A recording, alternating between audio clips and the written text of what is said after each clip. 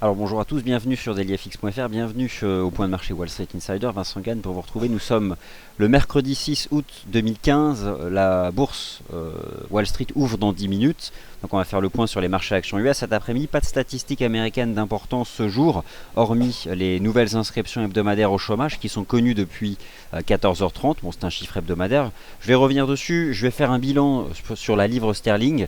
Alors vous avez un article sur notre site qui vous propose une synthèse de ce que la Banque d'Angleterre et Mac Carney a dit dans son discours, avec une influence baissière sur le GBP, puisque la Banque d'Angleterre revoit en baisse ses projections d'inflation en mettant en avant à nouveau l'évolution du prix des matières premières au Royaume-Uni, ce qui a exercé donc une pression négative sur le GBP. Je vais à nouveau refaire un tour d'horizon des paires en livre sterling.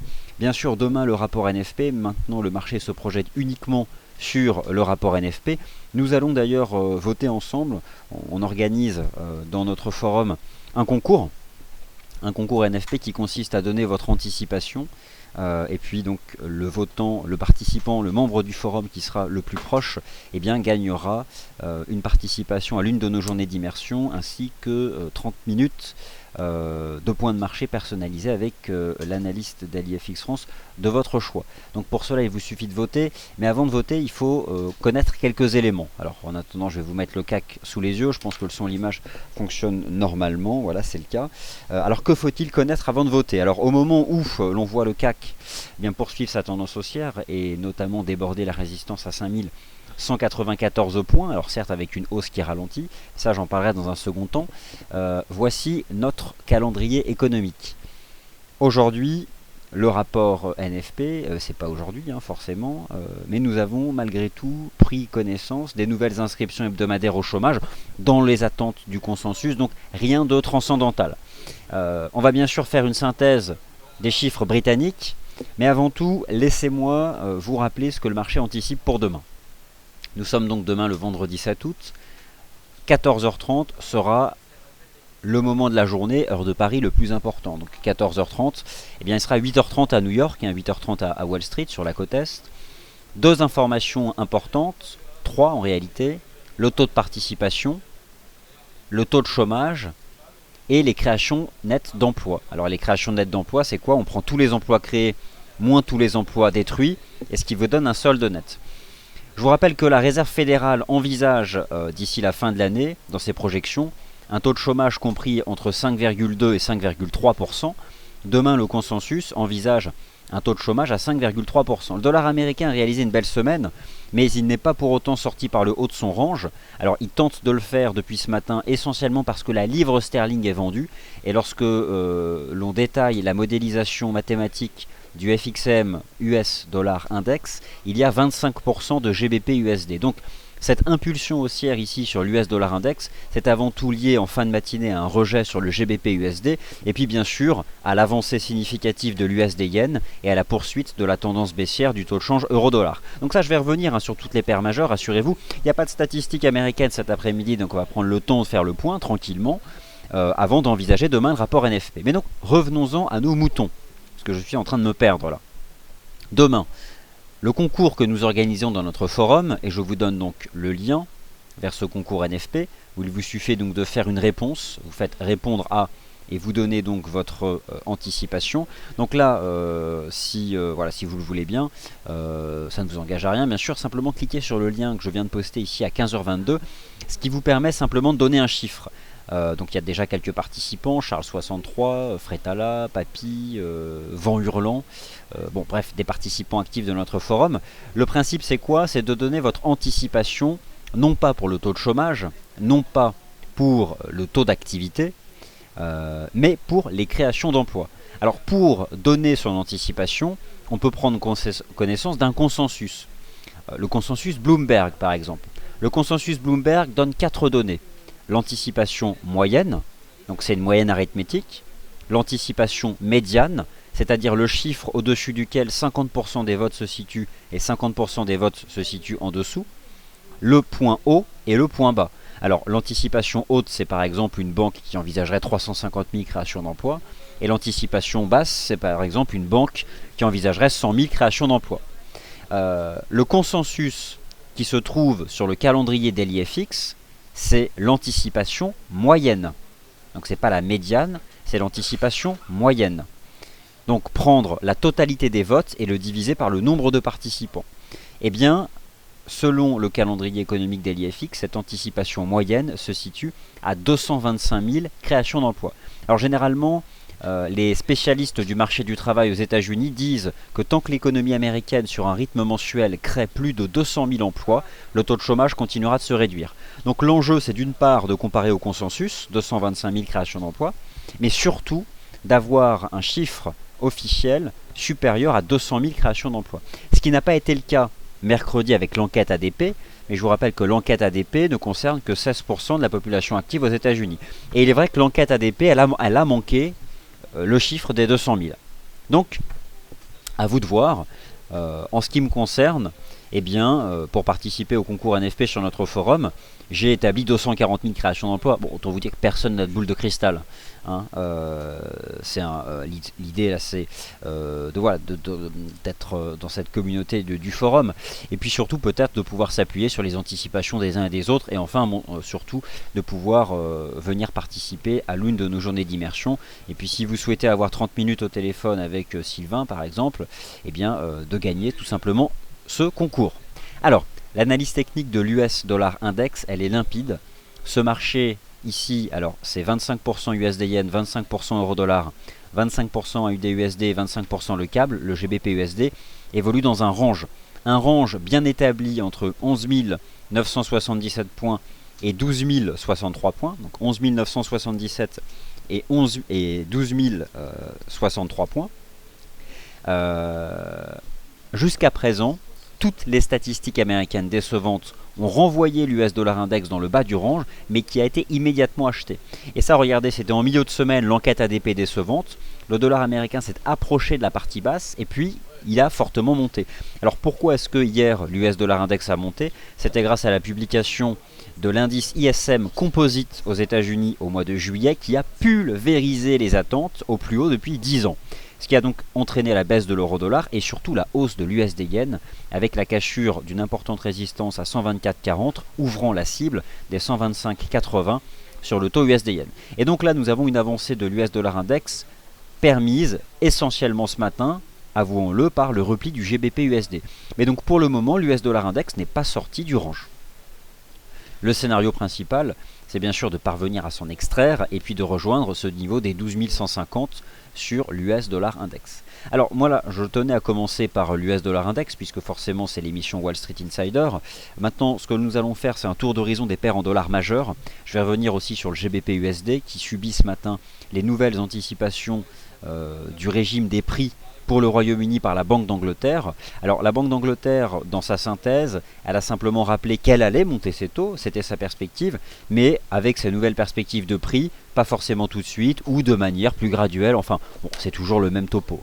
On commence à les connaître un peu par cœur, ces conférences de presse de patrons de banque centrale. McCarney, le patron de la Banque d'Angleterre, qui a pris la parole tout à l'heure à 13h45. Tour d'horizon des paires en dollars majeurs. Ensuite, j'étudierai avec vous l'analyse technique des indices boursiers américains, le Nasdaq 100, le SP500, le Dow, ensuite le CAC, le DAX, les paires en livres sterling, puis les paires croisées, les matières premières. Bon, on va tout regarder. Alors, le taux USD Yen, c'est là où la chose est la plus intéressante. Le taux USD Yen a cassé hier une résistance grâce à l'indice ISM Composite au mois de juillet aux États-Unis. Donc forcément, c'est un signal d'achat.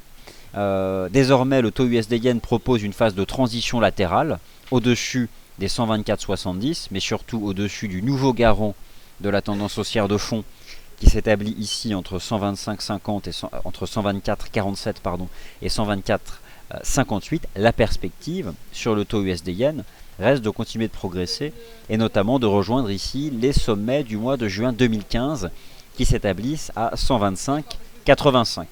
Donc ça, c'est probablement demain le taux de change qui sera le plus influencé par le rapport NFP aux États-Unis.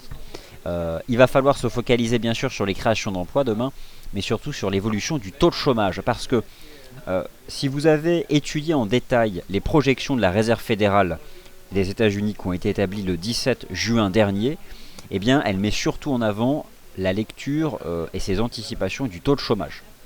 Donc voilà ce que représentent eh bien, les personnes à la recherche d'un emploi sur l'ensemble de la population active.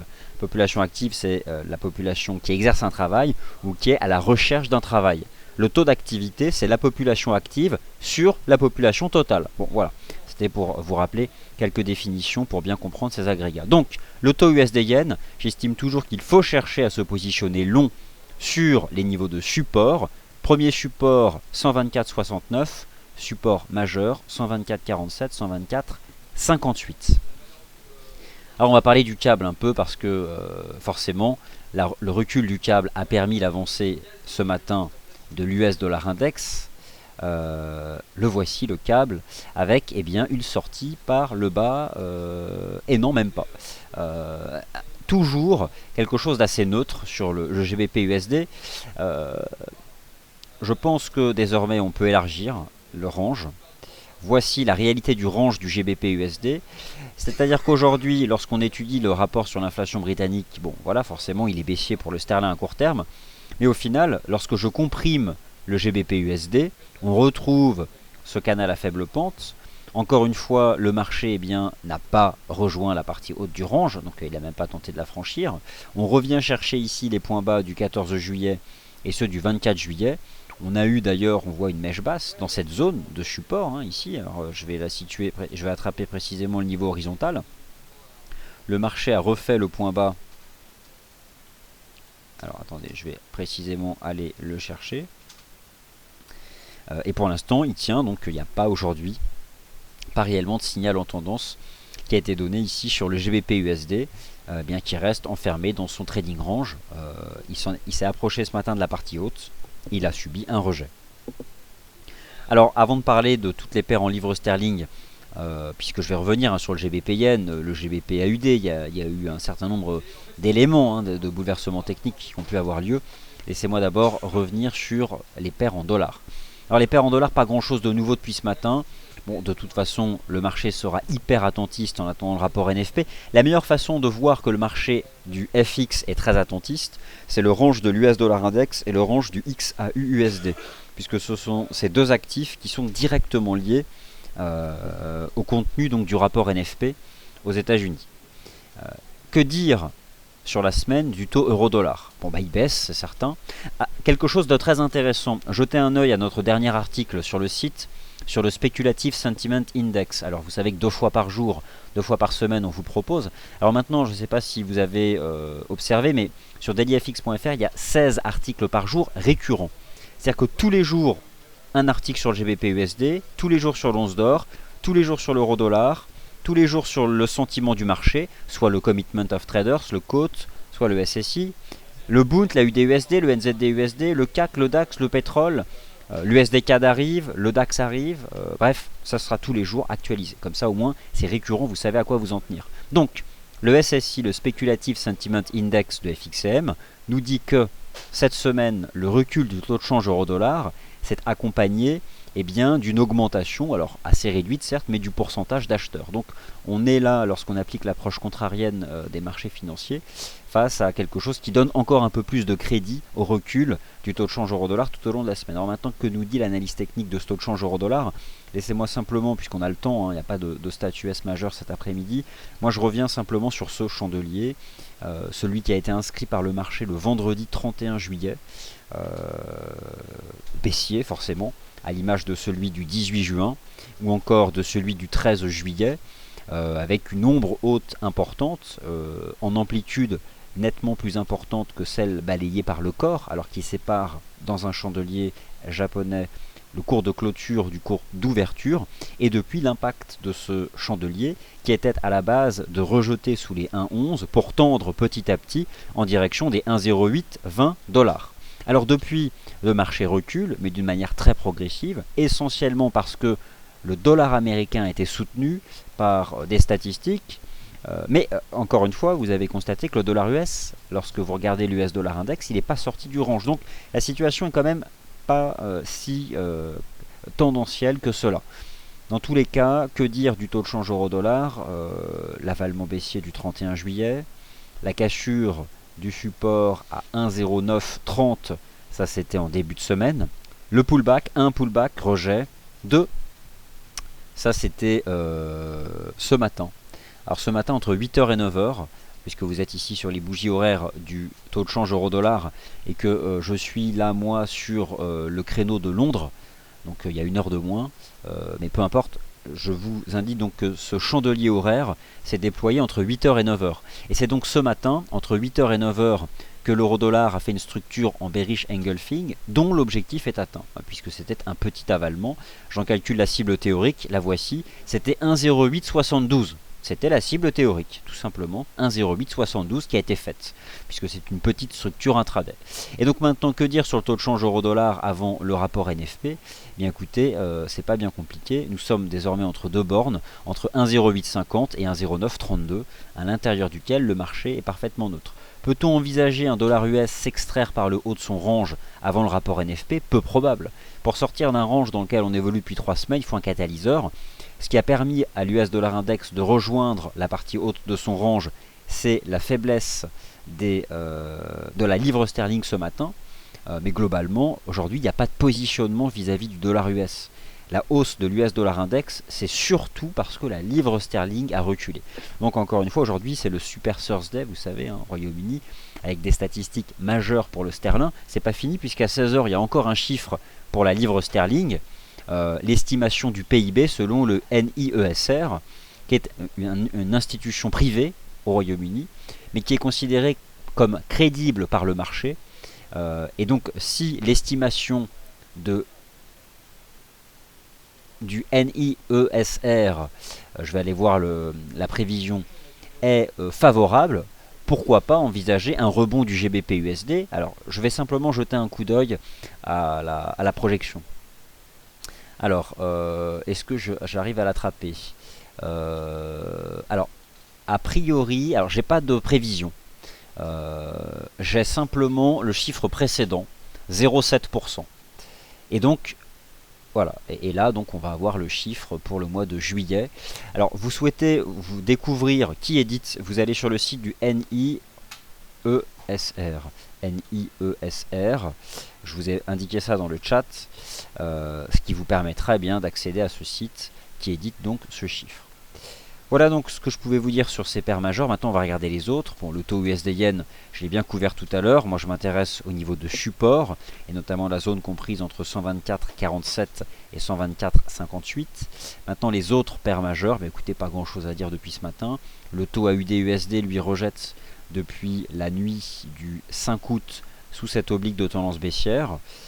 Et puis, donc, on a eu la nuit dernière des chiffres qui le mettent à nouveau sous pression, et donc petit à petit il tend en direction des 0,7268. Le NZD-USD tenait un support, lui c'est un range là aussi bien précis, un rectangle, le marché est revenu dans le bas du range. Alors le NZD-USD est passé d'une phase tendancielle vraiment baissière à un range, dont je pense qu'à terme on en sortira par le bas, quand aucune idée. Le jour où on inscrira un cours de clôture sous le rectangle. Cela peut être en septembre, puisqu'en septembre, la probabilité de voir la Banque de réserve de Nouvelle-Zélande baisser ses taux s'établit à 86%. Donc ça, c'est clairement de l'ordre du possible. À court terme, le NZD-USD tient la partie basse de son range. Donc il était sur support en fin de session US hier. Bon, maintenant, il a repris 40 pips depuis le support et peut probablement aller chercher cette toute dernière ligne de tendance. Alors un instant, puisque j'ai quelque chose.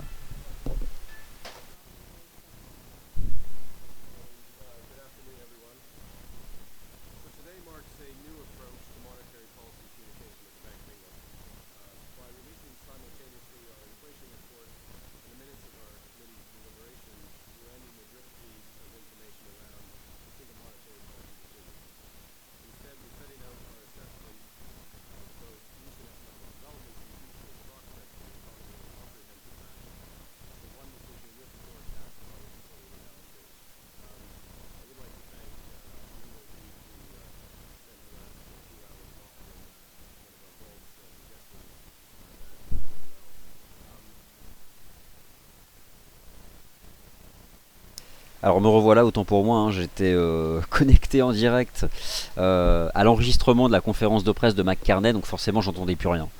Donc le son de la conférence de McCartney, le patron de la Banque d'Angleterre, me revenait dans les oreilles. Je ne sais pas si vous l'aviez chez vous aussi, mais je cherchais où sur mes écrans j'avais pu ouvrir la conférence de presse de McCartney. Donc on revient à nos moutons. Voilà donc l'état des lieux que je pouvais vous brosser des paires majeures. Laquelle ai-je oublié? Oui, le taux USD CAD. Écoutez, le taux USD CAD, c'est aussi le statu quo. La dernière fois qu'on a eu un signal swing, c'était la cassure des 1,3060 et des 1,31. Depuis, on est dans un range. Alors, on a fait hier une jambe de hausse, on en a retracé 50%. On a un premier support à 1,3150 et depuis rien. Là aussi, maintenant, voilà dans quoi s'établit le taux USD CAD. Alors, vous êtes sur des bougies horaires. C'est probablement une phase de pause avant de revoir la tendance principale redémarrer. Hein. Je comprime.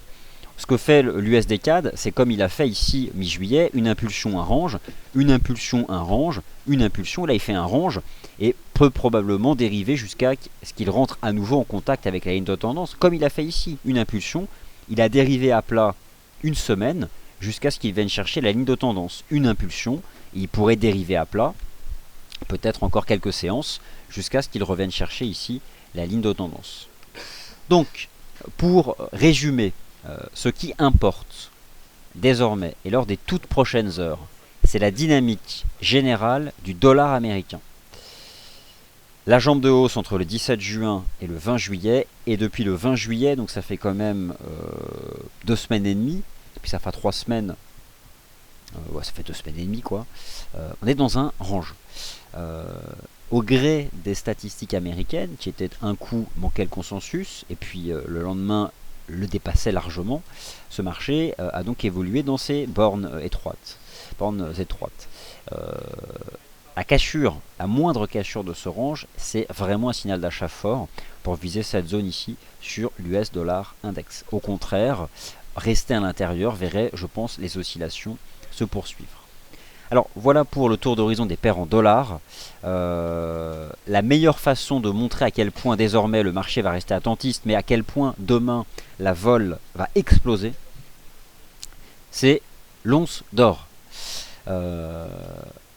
L'ISM composite des États-Unis au mois de juillet a été bluffant parce que fortement positif, mais ce n'est qu'un indicateur avancé, hein, c'est un sondage. Non, ce qui compte vraiment, c'est la réalité du marché du travail, la réalité chiffrée. Ça, c'est demain. C'est d'ailleurs pour cette raison que le positionnement sur l'once d'or, il n'a pas été modifié.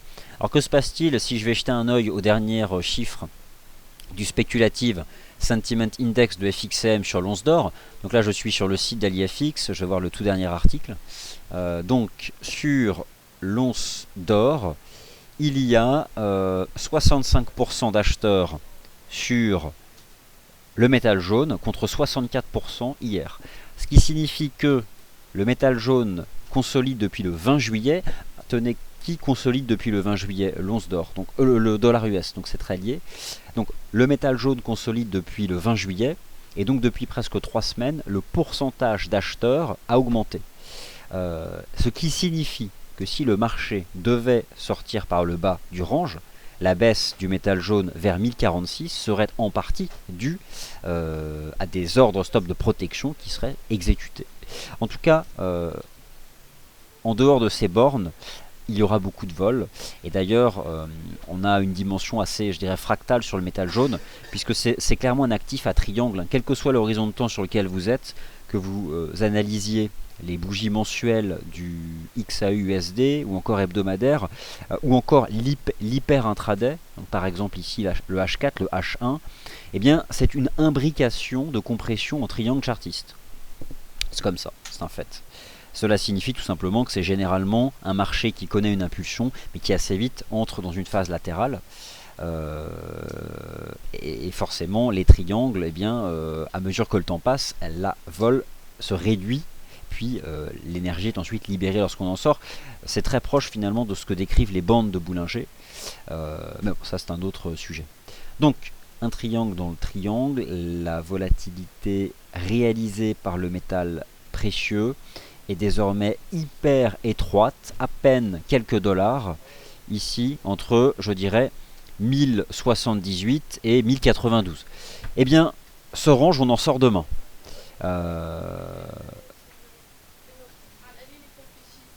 Deux scénarios. On en sort par le bas, le plus probable. Si jamais on en sort par le haut parce que le NFP déçoit, on fait un pullback vers l'ancienne résistance et là c'est le point de vente majeur. Parce que le XAUSD c'est pas que l'once d'or aussi. C'est la Chine.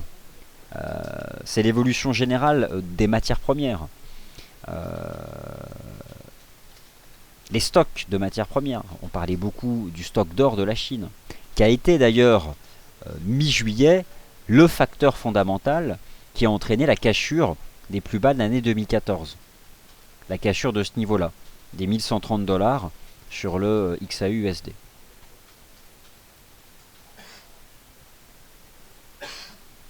Alors, maintenant nous allons nous attarder sur l'US, sur les marchés actions US et sur les marchés actions européens. Je commence par les marchés actions US parce que forcément c'est le programme Wall Street Insider. Alors là aussi pas grand chose à dire, si ce n'est que tout au long de la semaine ce marché a monté. Donc la semaine elle a commencé là. Le SP500 a rebondi. Moi surtout ce qui m'intéressait sur les marchés actions US c'est le Dow. Alors je vais aller chercher l'indice Dow Jones, le voilà. Le Dow qui tient son support majeur pour le moment. Le niveau ici qui s'établit à 17 450 points. Un niveau de prix sur lequel le marché a réagi au début du mois de juillet.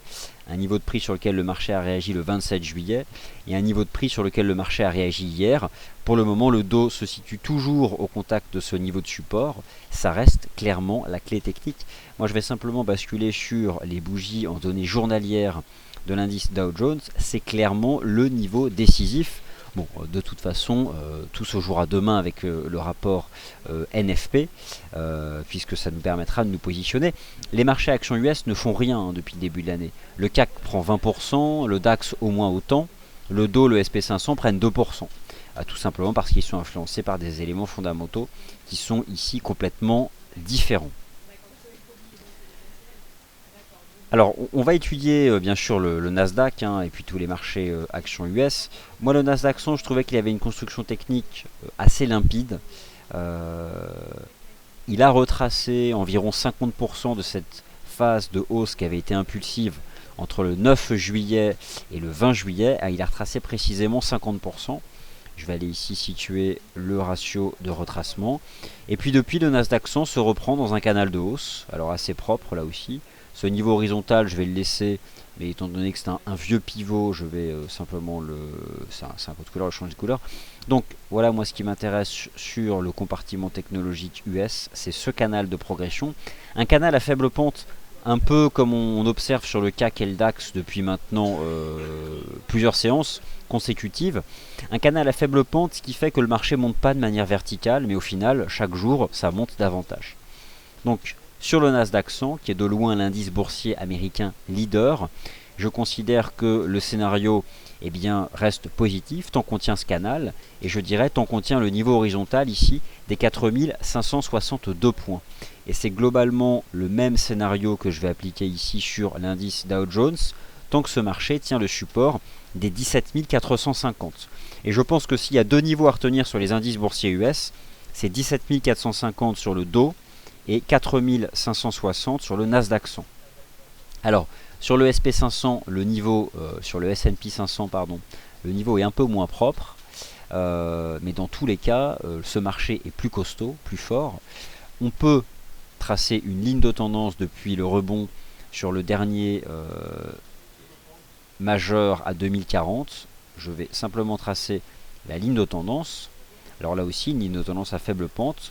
Et voilà donc le support dynamique du SP500 qui se situe un peu en dessous du niveau actuel des cours. On a une zone de support horizontale un peu plus proche. Voilà donc actuellement quelle est la compression. Le SP500 c'est un vaste rectangle depuis 4 mois. Mars, avril, mai, juin, juillet, août, non 5 mois. 5 mois de rectangle sur le SP500. Alors forcément c'est plus directionnel, mais il faut acheter le support, éventuellement vendre la résistance. Et à l'intérieur de ce rectangle, le S&P 500 pour le moment se situe en plein milieu, avec malgré tout, donc ici je vais ajuster en intraday la ligne de tendance, qu'on ait quelque chose de propre, voilà où elle se situe. Et à plus court terme, on a un support, ici, horizontal, qui correspond aux 17 450 du dos. Vous voyez, hein, ce niveau horizontal, c'était la ligne de coup du triple bottom ici sur 2040. C'est un niveau de prix sur lequel le marché a réagi. Donc je dirais premier support sur le SP500 à 2086. 2086 qui est un support susceptible d'être acheté par le marché. Alors le CAC poursuit sa tendance haussière assez impressionnante parce qu'il est plus fort que le DAX aujourd'hui. Moi sur le CAC, lorsqu'on était en train de retracer la forte hausse de mi-juillet, j'envisageais, je me rappelle, pour l'été, un retour sur les sommets annuels, c'est-à-dire 5250. Ce matin, le marché a fait 5218. Pas loin. Peut-on au mois d'août encore aller à 5250 ? Le mois d'août, il y a encore 3 semaines, donc ça reste possible. La hausse, elle est difficile à capter, oui et non. Elle ne l'est pas dans le sens où elle est très progressive et bien guidée par des éléments chartistes assez simples, comme un canal par exemple. Et nous avions sur le CAC ce beau canal, dont les cours se sont vraiment extraits hier, ils s'en sont dégagés. Et donc aujourd'hui, le CAC 40, eh bien, il tergiverse autour des 5194, 5220. Alors forcément, on en est à la 7e séance consécutive de hausse et on est à moins de 1% des sommets annuels. Bon, on commence à temporiser un peu. Il y a en plus l'amorce d'une dive en données horaires. Franchement, sur les marchés actions européens, je pensais on est encore monté un peu plus haut aujourd'hui. Bon, ok. Les divs jusqu'à présent ne font que ralentir la hausse. Mais à un moment ou à un autre, si vous avez pris des gains en achetant la tendance haussière, si vous avez profité de la tendance haussière, on arrive quand même à des niveaux de prix où il faut commencer à sérieusement augmenter le capital. Et pour l'augmenter le capital, on déboucle ses gains. Donc je suis quand même méfiant après cette séance consécutive de hausse, avant le rapport NFP, tant sur le CAC que sur le DAX et surtout sur le DAX. Alors le DAX, lui, à la différence du CAC, c'est fini pour le canal haussier, c'est désormais un range. J'avais formulé ce matin cette hypothèse de voir le CAC, le DAX quitter son canal de progression pour s'inscrire dans un rectangle entre 11 585 et 11 657. C'est désormais le nouveau cadre graphique du marché action allemand qui a rejoint ici un niveau important à 11 657. 11 657, c'est quand même le point de décrochage ici du 21 juillet dernier. Voilà, c'est un niveau horizontal important. Alors lorsqu'on prend du recul, je vais me mettre ici en H4 sur le DAX. En réalité, après 7 séances consécutives de hausse, on va commencer à temporiser, probablement dans un range. Et en tout cas, ce que suggère pour l'instant le chartisme, c'est que ce range peut se déployer sous la forme d'un rectangle entre 11 585 et 11 657. Il y a quand même une dive assez évidente ici sur le DAX en données horaires, une divergence baissière. La divergence baissière, l'impact qu'elle peut avoir, c'est de modifier l'angle du marché, voire de l'inverser, ce qui signifie que la hausse, elle est probablement derrière nous, mais elle a quand même été bien présente. Je dirais que dans le meilleur des cas, maintenant, pour le court terme immédiat, on aura un trading range. Et je pense par contre qu'on peut perdre encore 20 points de plus et aller chercher ici les 11 585, mais bon, ça c'est moi ce que j'appelle l'hyper intraday, c'est encore un autre sujet. Alors, le contrat qui bénéficie dans l'immédiat de la consolidation des indices boursiers européens, consolidation, temporisation, c'est le contrat de taux long allemand, le Bund. Le Bund, il y a deux niveaux dont je vais vous parler pour le situer. Je vous ai rassemblé ça dans un article sur le site. 148 points, c'est 50% de l'avancée du marché entre l'année 2013 et l'année 2016. 156 points, c'est précisément le prix du Bund au lancement du quantitative easing le 9 mars dernier. Et donc, ces deux bornes décrivent maintenant un range. À court terme, le Bund a significativement avancé entre le 13 juillet et le 4 août, entre la fin du risque de Grexit et récemment, à savoir la baisse des taux obligataires. Le Bund a baissé depuis le début de la semaine sous l'effet d'une contagion de la hausse des taux obligataires aux États-Unis, mais contagion marginale. Bon, la Banque Centrale Européenne elle a quand même rappelé la semaine dernière en avoir acheté pour 13 milliards, pas que de Bund, mais de titres de dette. Aujourd'hui, il y a une légère temporisation des indices boursiers, ce qui profite en termes d'arbitrage à l'achat du Bund. qui je pense peut rebondir en direction des 154,25. Alors je peux étudier le RSI en données horaires. Et en effet, on a une belle structure de reprise. Je pense qu'elle peut se prolonger donc en direction ici des 154,25. Ici donc sur le contrat de taux long allemand Bund, qui a encore toutes les bonnes raisons fondamentales à terme de remonter en direction des 156. Alors voilà, moi concrètement, c'est cette lecture des marchés que je pouvais vous proposer un peu partout. Je vais répondre à vos questions en laissant sous vos yeux les bougies japonaises horaires du DAX, avec cette divergence donc là qui est maintenant vraiment là, et donc ce nouveau rectangle, et donc je vais regarder vos questions. Alors visiteur, première question, McCarney, alors en effet il a été positif, mais la chose c'est qu'il a revu le rythme attendu de relèvement des taux, ce sera plus graduel, moins fort que prévu, donc ça reporte un peu dans le temps, donc le marché se réajuste. Mais oui, globalement, il a une vision quand même assez positive de l'économie britannique. Si je laisse la div en place sur le DAX. Alors, la plupart d'entre vous me dites que le son marche. Alors, il y a une question sur le Bund. Le Bund peut-il aller à 154 dans la journée? Alors, il y a une limite à l'analyse technique, à la prévision de marché. C'est-à-dire que, bon, je n'ai pas de boule de cristal, mais voilà quand même ce que je peux vous dire, moi, sur le Bund. La réponse, c'est oui. En termes de timing, je pense que oui, le Bund peut monter à 154 aujourd'hui. Il y a un momentum intraday que je peux analyser en étudiant les bougies intraday, par exemple, donc par exemple les bougies horaires. Et oui, on a cassé des lignes de tendance baissière sur le plan chartiste, on a une belle cassure sur le RSI H1, donc oui, je pense que ce marché peut remonter en direction des 154. Ça devrait a priori pas poser trop de difficultés.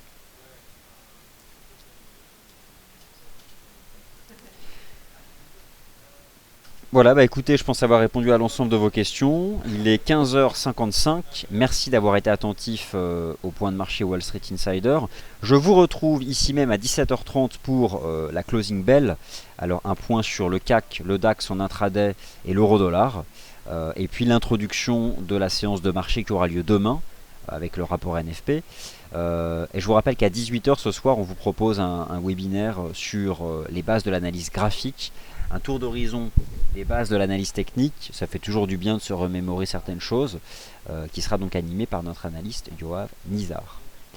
Merci à toutes et à tous de votre attention, et donc à tout à l'heure 17h30.